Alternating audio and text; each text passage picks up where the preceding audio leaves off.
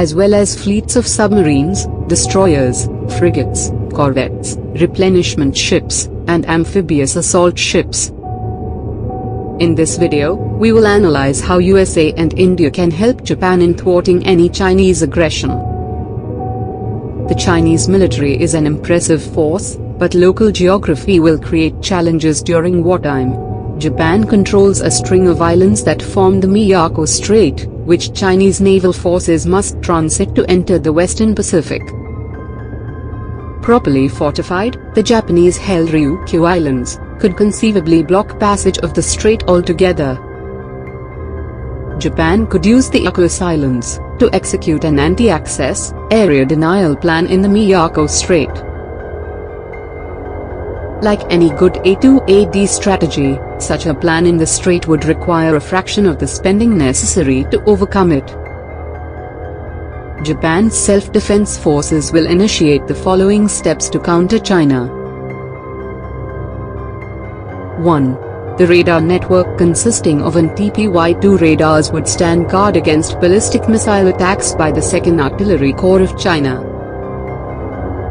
This would be backed up by the Japan Maritime Self-Defense Forces BMD, ballistic missile defense, capable cruisers and destroyers, of which there are currently 4.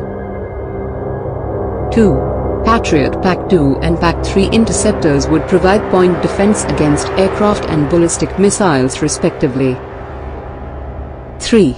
Japan's fleet of 16 submarines is in the process of being increased to 22. They will be the most effective active defense. The submarine fleet, composed of the newer Soryu and older Oyashio-class diesel-electric submarines, is one of the most professional and technologically advanced in the world. This would pit Japan's strength in submarine warfare against Chinese weaknesses in anti-submarine warfare. 4. Operating from Okinawa and Kyushu, Japan's fleet of E-767 and E-2D early warning aircraft would detect enemy fighters and direct the air battle. F-15J fighters would be vectored to intercept Chinese fighters. The F-15Js would also be tasked with destroying China's airborne early warning and tanker aircrafts. 5. Japan has several batteries of Type 88 missiles, which mount 6 missiles per transporter truck. The Type 88 has a range of nearly 100 miles, meaning that missiles mounted on Mikojima and Okinawa would overlap in range, completely covering the strait. This defensive configuration will be able to absorb the initial Chinese onslaught, and provide enough time to USA and India to get involved. USA is bound by the Treaty of Mutual Cooperation and Security to help Japan. For the convenience of viewers, here is a brief details of the agreement. The treaty was first signed in 1952, and was updated many times after that. Since Japan was disarmed after World War II, USA through this treaty, agreed to come to Japan's aid in case Japan was attacked by any other country. Under the treaty, both parties assumed an obligation to maintain and develop their capacities to resist armed attack in common, and to assist each other in case of military attack on territories under Japanese administration. To support that requirement, it provided for the continued presence of U.S. military bases in Japan. The United States Forces Japan, USFJ, is an active subordinate unified command of the United States Pacific Command, USPACOM. USFJ will swing into action and initiate encrypted communication to activate the security protocol. This will set rolling the following. 1. The Pentagon has designed a new strategy for the 21st century, called Air-Sea Battle, a concept that combines air and naval forces to punch through the increasingly formidable defenses of nations like China. 2. An important part of air-sea battle calls for the military to operate from small, bare-bone bases in the Pacific, so that its forces can disperse to in case their main bases are targeted by Chinese ballistic missiles. 3. US will activate its forces in these bases, and send its fighters to defend Japan's airspace. 4. Carrier Strike Group, Commander Fleet Activities Yokosuka, which is based out of Japan, will be activated and it will initiate active defensive positioning to counter Chinese Navy and Air Force. 5. U.S. Air Force will send an Airborne Warning and Control System, AWACS, to monitor the skies and relay minute-by-minute information to Japan and India. 6. Chinese Navy has large number of surface ships as well as submarines. The P-8 Poseidon is developed for the United States Navy by Boeing. It conducts anti-submarine warfare, ASW, anti-surface warfare, ASUW, and shipping interdiction, along with an electronic signals intelligence role. It is equipped with Raytheon APY-10 multi-mission surface search radar, and many other sensors to detect surface and underwater vessels. These will be immediately pressed into action. India has long-standing border dispute with China. India has good relations with Japan. In case of a Chinese attack on Japan, India is not expected to be a mute spectator.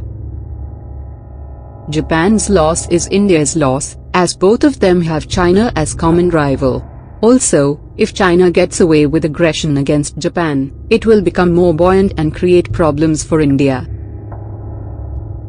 India, USA and Japan share close strategic relation which can be judged by the following. 1. India is participating in Exercise Malabar, a trilateral naval exercise involving the United States and Japan. Originally a bilateral exercise between India and the US, Japan became a permanent partner in 2015. Despite the statement by a top US Navy officer that Malabar was not directly aimed at China, there is very little doubt about who is the target. The exercise is conducted only about 400 kilometers from the contested Senkaku Islands. Scenarios include hunting for Chinese submarines, ships and countering hostile Chinese Navy. 2. India and the United States have agreed in principle to share military logistics. Washington and New Delhi have largely agreed to the terms of a new agreement that allows the two militaries to use each other's land, air and naval bases for resupplies, repair and rest. This has been specifically done, keeping China in mind. India will keep Chinese guessing about the future actions and take the following steps. 1. India will start providing intelligence to Japan and USA on Chinese movements. 2. India has one of the largest armies in the world. India will start mobilizing its troops near the Indo-China border to create pressure on China. 3. Defense Ministry has approved the induction of a 3rd Regiment of BrahMos for deployment in northeastern sector along the China border. The BrahMos is a ramjet supersonic cruise missile having a range of 290 kilometers. Each regiment of BrahMos consists of around 65 missiles, 5 mobile autonomous launchers and supporting equipment. India will activate the regiment for battle. 4. According to latest media reports, Defense Ministry has cleared the plan to raise 6 new armored regiments that will be equipped with roughly 350 tanks. In addition, 3 mechanized infantry battalions will be raised with 180 BMP-2 infantry combat vehicles. These will be put on alert. 5. India is buying the 155mm M777 guns at a cost of about $750 million from America's BAE Systems. The M777 howitzer is a towed 155mm artillery piece, is a successor to the M198 howitzer. It is manufactured by BAE Systems Global Combat Systems Division. This is first major buy for the Mountain Strike Corps. Note that, the Mountain Strike Corps has been specially raised to defend India's border with China. These guns will be set to fire-ready condition.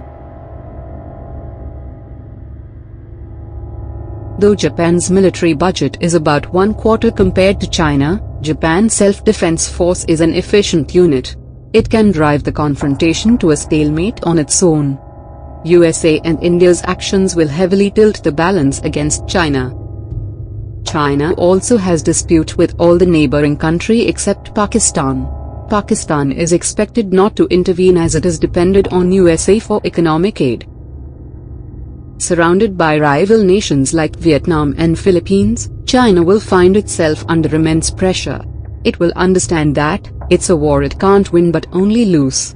It will halt the campaign, and will have to agree to an unconditional ceasefire.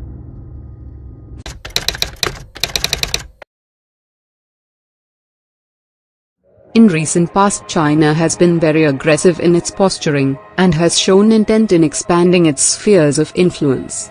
There has been several border incursions and standoffs. In this video, we have listed 5 weapons that India is deploying to meet the Chinese challenge.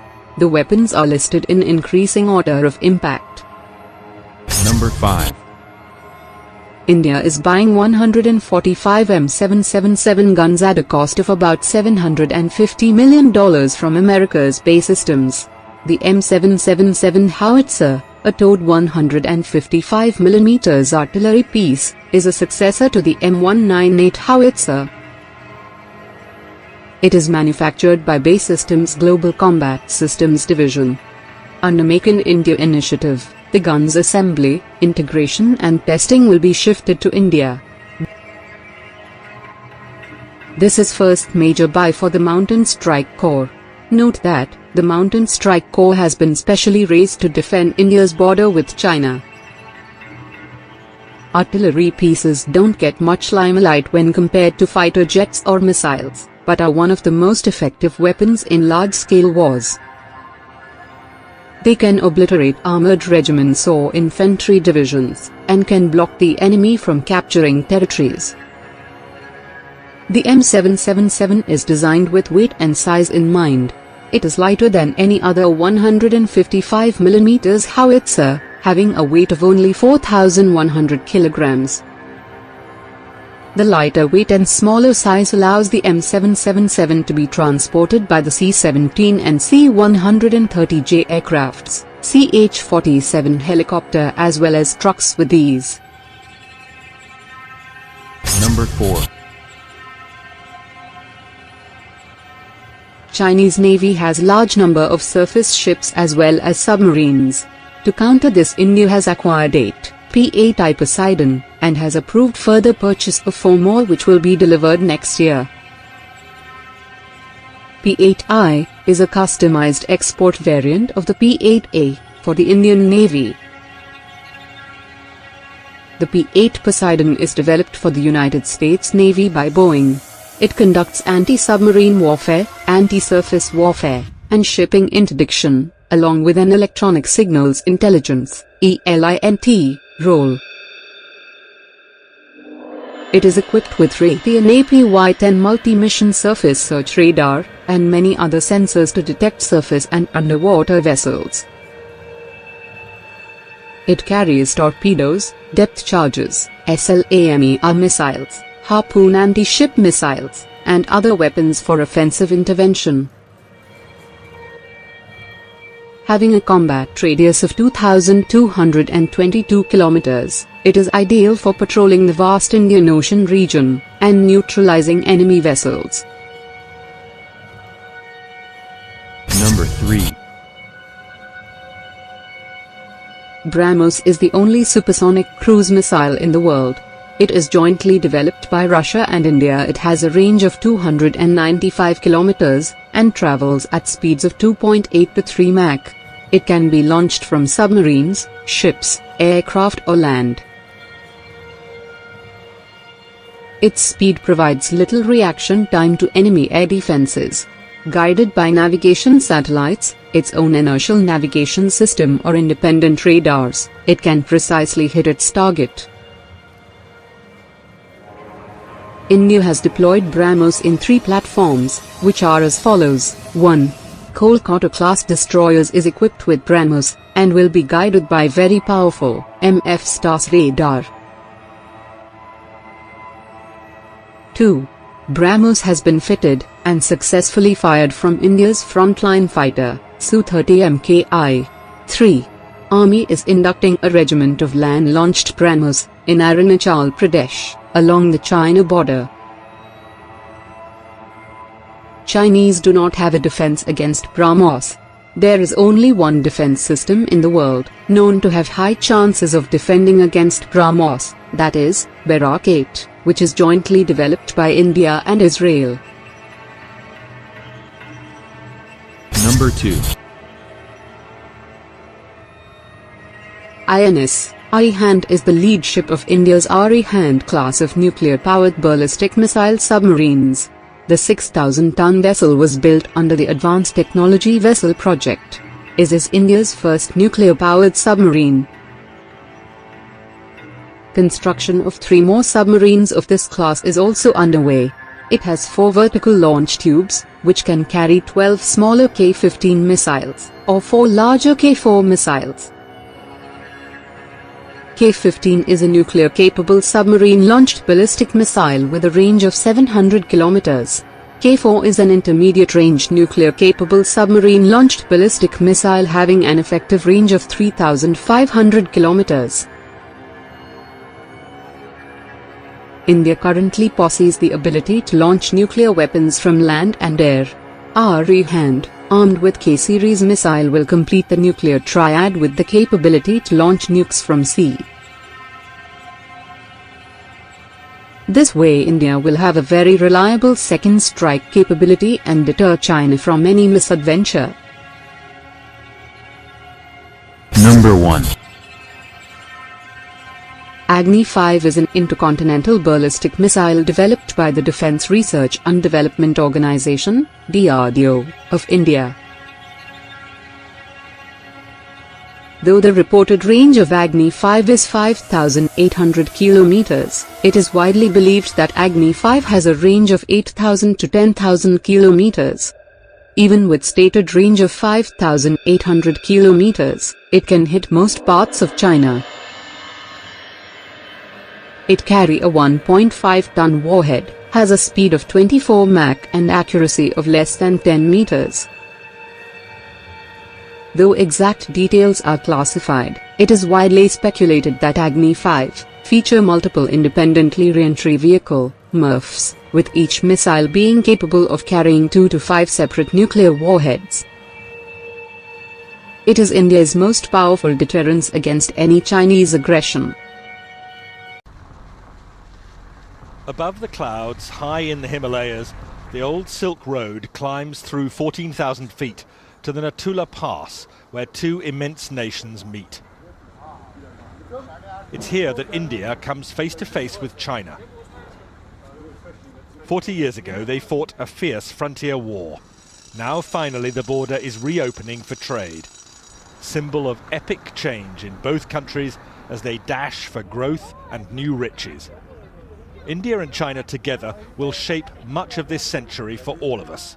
But who will be the winners and losers as they race each other to the top of the world?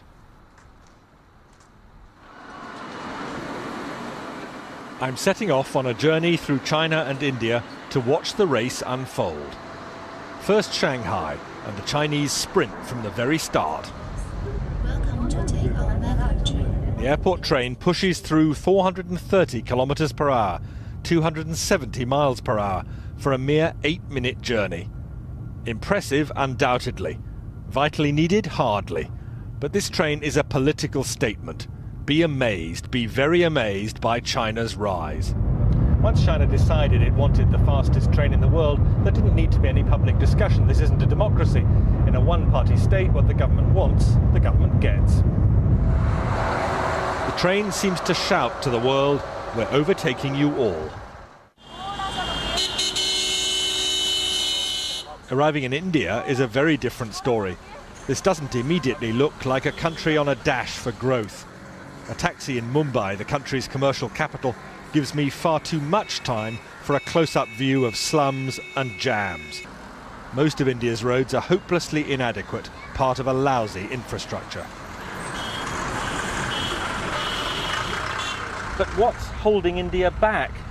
partly it's the need to persuade people in overcrowded areas like this to move out of the path of modernisation. They can't be forced out of the way. It's called democracy. But how does it look to those creating the new wealth? Hi. Nice to meet you. What do you think would suit me? I can do all kinds of shoes. I like these ones. These are really smart. Mm. In Shanghai, Billy Wang's handmade shoes tell a powerful tale. Billy took me to his small factory, a tiny but thriving part of China's manufacturing boom. His workers copy from photos their customers' favourite shoes. It's all imitation, not innovation. The business is expanding very fast, like all Chinese manufacturing, and Mr. Wang certainly doesn't question China's system, which helps make him rich. I'm just a shoemaker. I just worry about my shoes. Nothing else matters to me. I just want to make good shoes. How much does your business and your future success depend on China's government? According to the Chinese way of thinking, the political system is decisive. Everything else comes second to this. And that's the message big picture China tells you too. In the new Shanghai, with its soaring temples of capitalism, the fast track to wealth has been produced by a rigid political system, communist in name only now. Shanghai's international port is part of national success built on an unwritten deal. Business stays out of politics, especially when the political system delivers so much. The port director told me he's immensely proud of what's been achieved. This area is for refrigerated containers. Over there, those are for hazardous materials. Most of these are for normal dry goods. This whole port was built in 1990. Every year, we're growing by 25%.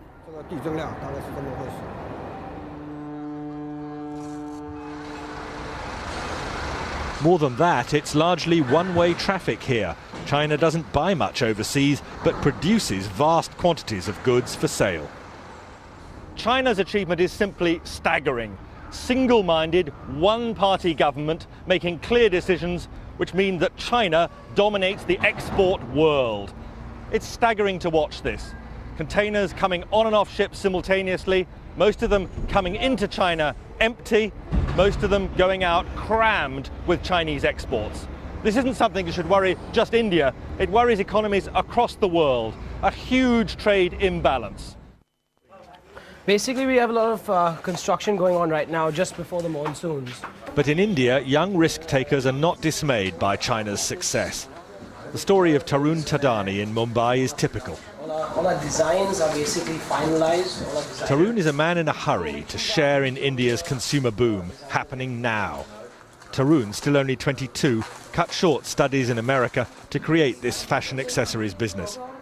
And the emphasis here in his design room, unlike China, is on innovation, not imitation. Here is all our new production. Next door in the workshop, a small team churns out low-cost fashion accessories for eager buyers among India's spreading middle class. Tarun insists India's cheap labour, combined with superior design skills, make a winning formula. We never copy directly. We spend so much time, consistently trying to make new products, new designs, new things out there, finding new trends, just keep developing in new styles. So is this an exciting time to be doing business in India? It's an exciting time because you can see things happening, India is moving very fast, but it's like a boat. But if we can sail or we can even sink. I can't speak for the future, but I can definitely say it is definitely bright. It's a good path, and I think we are on the right track. And big picture India? Well, that stress on skills drives heavy industry too. Here at Mukand Steel, they can't compete with China's bulk, bog standard production. Instead, they make only high-value specialist steels, meeting Europe's most exacting standards. I'll tell you, life does not get hotter than this. At the heart of a steelworks in India, midsummer, it's almost unbearable. But the Indians are justifiably proud of what they're doing here. not just competing with huge producers like China with a massive output of bulk commodity steel, but here making some of the world's finest high-grade steel, competing with anything that could be produced in other parts of the industrialized world. Most of this steel meets India's enormous demands, but also goes for export. This is an area of heavy industry where India sees opportunities for massive growth over the next 10 or 15 years, and where the Indians are convinced they have a huge edge over China. Outside, away from the intense heat, I hear some fighting talk from the marketing director. India can catch up and then overtake China. And I don't think China can sustain this kind of high growth rate here for next 3 to 5 years. Is India While going to India's growth rate for last year was 8.5% GDP, the current year has begun with 9.5% in first 2 months. And I think as we go along, we see acceleration of the growth rate as all the industry segments are.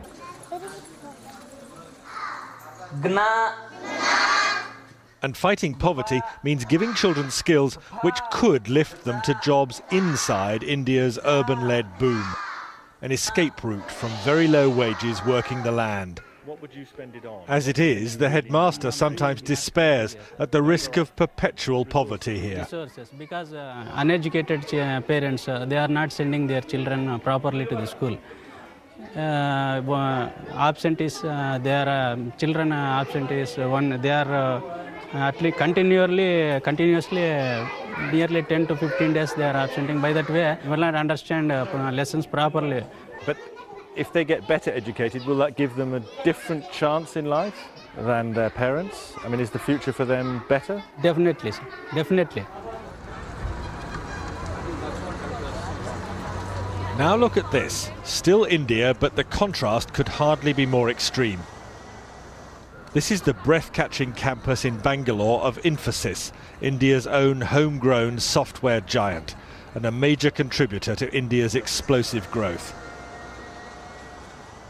We have a faculty of 180 people who are faculties in computer science. This is possibly the largest computer science faculty anywhere in the world. Mohandas Pai, Infosys director, is showing me a vision of India's future. And the biggest emphasis of all here, no question, it's on teaching. Taking the highest achievers among India's college leavers to even greater heights. They see no limits to the country's future or their own. I want to leave a mark. I'm looking at making a difference somewhere down the line. It's not like everything is already done. So there's so much that's yet to be discovered, there's yet to be tapped. So that way, there's a lot of scope to make a difference. Is this Number 5. Since 1970s, lot of progress have been made in SAM, surface-to-air missile, technology. SAMs play a very important role of anti-area/access denial. Any area defended by a modern SAM, like S-400, is very hard to penetrate, even by the most technologically advanced aircrafts. These systems are also economically more viable, as a missile costing $0.2 to $0.8 million can take out a $30 to $50 million plane. To defeat these systems, a new category of air-to-land missile have been developed. They are designated as anti-radiation missile, ARM. They are commonly carried by special aircrafts in seed role. Currently only a handful of countries, like the US, Germany, Russia and Brazil have built this kind of missile. Number 4. All SAM need radars for targeting. ARM are designed to pick up signals or radiations from radars and communication facilities, and then target them, leading to their eventual destruction. The primary purpose of this type of missile is to degrade adversaries' air defenses in the first period of a conflict, in order to increase the chances of survival for the following waves of strike aircraft. They can also be used to quickly shut down unexpected surface-to-air missile sites during an air raid. Number 3. The Defense Research and Development Organization, DRDO, is working on anti-radiation missile, and is named as New Generation Anti-Radiation Missile, NGARM. It is expected that the maiden flight test will be held by the end of 2016. The Indian Air Force would be inducting this missile within 2 years, following the completion of all the developmental trails. The missile is of indigenous development, including its seeker. This seeker is placed in the front end of the missile, and picks up various radio frequencies. Number 2.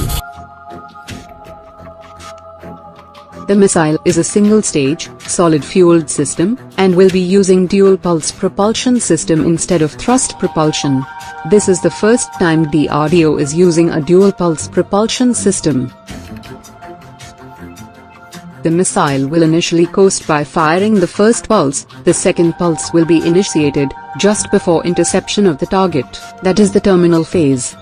The missile has a range of 100 km to 125 km. Number 1. The missile will be mounted on India's frontline air superiority fighter the Sukhoi Su-30 Mki and the indigenous multi-role fighter, HAL LCA. Currently the Air Force equips its Su-30 Mki fighters with the Russian Kh-35 missile, and uses the French Martel anti-radiation missile on its Jaguar and Mirage aircrafts. The Air Force is negotiating to buy AGM-88 missiles from the US, and plans to induct more than 1,500 in the next 5 years. It is expected that once the indigenous missile is developed, it will be used in conjugation with the above-mentioned missiles. Thanks for watching.